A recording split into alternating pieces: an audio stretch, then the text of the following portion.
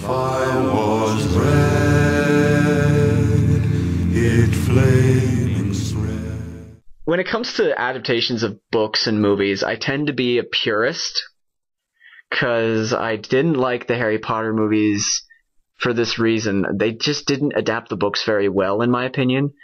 That's true. Very true. You agree? Completely. Yeah, because by the way, Artlyn is a huge Harry Potter fan.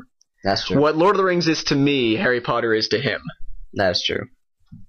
But personally, when it comes to Harry Potter adaptations, I think they made the movies specifically for the book readers.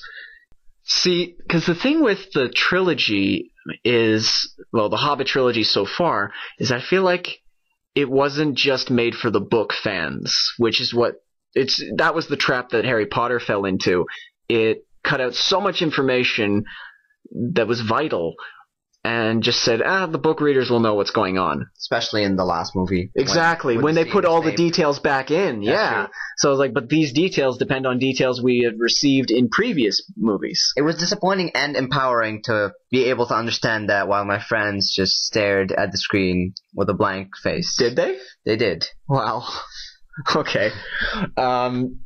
But yeah, back to The Hobbit. I feel like this is The Hobbit, the first movie at least, because I haven't seen the second and third ones, but this is a really good example of an adaptation that works. Just like the original Lord of the Rings trilogy worked too. I mean, it's not 100% faithful to the book, but it doesn't quite need to be, because it goes in a different direction, and it adds depth to the story. It goes further. It enhances themes that were present in the book. It stays true to the book in spirit. So, I mean, I know Harry Potter tried to do that too, but it just didn't work as much for me. But that's the point of a subjective review. That's true. That's just my opinion anyway. But the other dwarves, what did you think of the other dwarves? I didn't feel like they had very overwhelming characters. I think they were more in the background. Yeah, that's kind of how they were in the book, too. Basically, we had the dwarves, the wise old man, Thorin, and Bilbo. Yeah. And Gandalf, of course. But I feel that without all that material, Bilbo would not have been such an impressive character. I think the only reason I found Bilbo to be so interesting is because he was seeking the acceptance of these dwarves, which was overplayed in this movie. Yeah, for sure. Yeah, no. It was, the thing is, the dwarves they definitely get pushed to the foreground a little more, but, I mean, obviously we're going to find out more about them as the journey goes on. I think the added scenes really helped, although I do have complaints about The Hobbit. I mean, I'm still kind of mulling over how I feel about the movie in general. One thing, was there anything you objected to, Artlyn, before I say anything? Aside from Thorin's involvement in the story, there was not much that I objected to. I would like to judge more once I see the second and third part. Well, yeah, of course. It's going to be interesting to hear what you have to say about the story, because you having no idea how the story is going to play out is actually pretty interesting. That's true. But yeah, so no objections to anything outlandish? None yet. I'm going to bite my tongue until the next two. Okay. Well, because personally, something that I found kind of annoying. Well, not necessarily annoying. I mean, this is obvious, and this is supposed to happen. But I think they played up the action a bit much in a couple of scenes, if I can say that.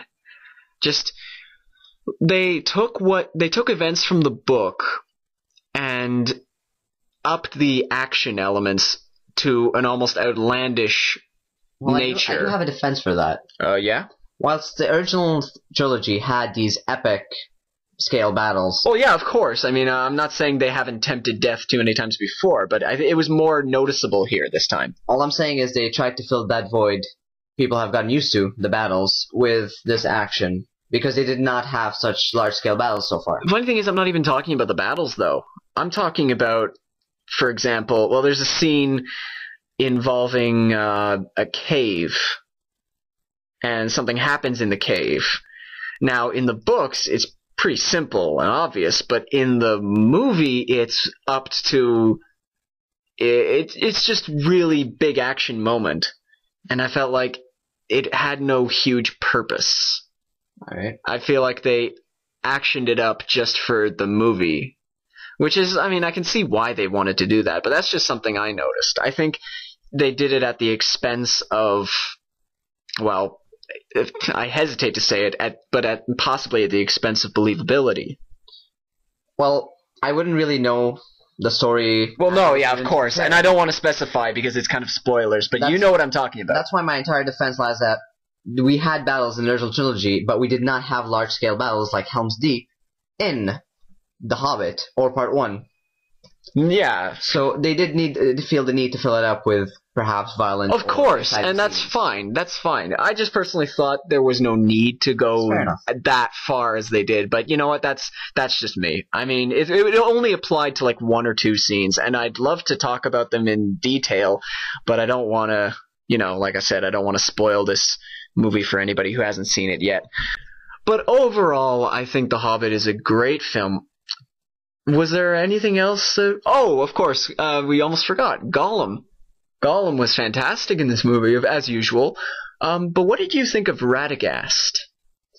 Because some people have said he is the J.R.R. Binks of this trilogy, which I find pretty ballsy to say, considering we haven't yet seen Stephen Colbert in this trilogy, which I think, oh my god, Stephen Colbert, what's he gonna do that isn't going to look really dumb? But anyway, that's something else entirely. But what did you think of Radagast? I wouldn't take it that far as to call him the J.R.R. Binks of this series. They'd have to go pretty damn far to reach the levels of the prequel films. Exactly, but I felt that what he added as a sense of silliness or childish, he had a rabbit sled. Yeah, I know. But I feel that would appeal to younger audiences, and I feel that it takes away as much as it puts back. So that's true. They had a lot of grim stuff in this movie. Exactly. So yeah, they were trying. It was a balanced concept. I definitely think it was much more well balanced than the prequels were, because the prequels, I liked them as a 10-year-old or 12-year-old, but now, I mean, it's just, I don't know. I didn't really. Anyway, but that's a whole different conversation right there. It was interesting to see another wizard, and that they weren't all like Gandalf or Saruman. Yeah, that was all right. Plus, he was played by the 7th Doctor, Sylvester McCoy. I have to mention that, or else someone's going to point it out for me. That's true, but I would have liked to know. The same thing with Thorin. You show me a little bit, I want to know more. So I would have liked to know more about. I can guarantee you, without ruining anything, I can guarantee you will get much more information regarding these characters in the second and third movie. That's why I'm biting my tongue till then. Mm-hmm. Okay. As to, I know I mentioned the original film earlier.